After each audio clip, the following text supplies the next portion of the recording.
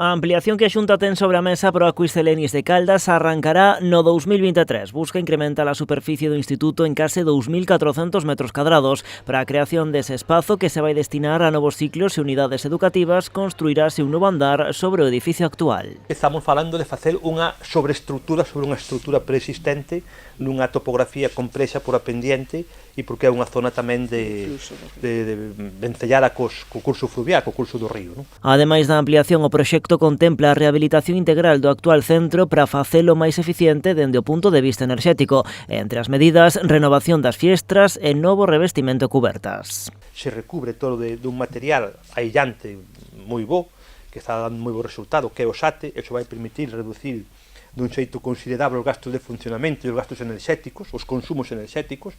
Tamén se cambian aproximadamente 250 ventanas, que tamén vai posibilitar un aforro moi significativo das fugas de calor e tamén o que son as cubertas e a parte eléctrica. A Xunta presentou hoxe o proxecto á comunidade educativa e o Concello de Caldas. O alcalde explica que este é o resultado dun traballo conxunto no que levan inmersos dende hai anos. Isto vai a contribuir a seguir incrementando o moi bo nivel educativo que hai en todo o municipio, non? Quero dalo tamén como dato, que creo que nos últimos 2 ou 3 anos todos os colexios deste municipio tuveron o seu reconocimento, algún premio, no caso do Instituto en máis dunha ocasión, de premios de certo nivel no que é o ámbito educativo, e de sempre Caldas tuvo un bon nivel educativo, pero isto vai nos axudar moitísimo a mellorar.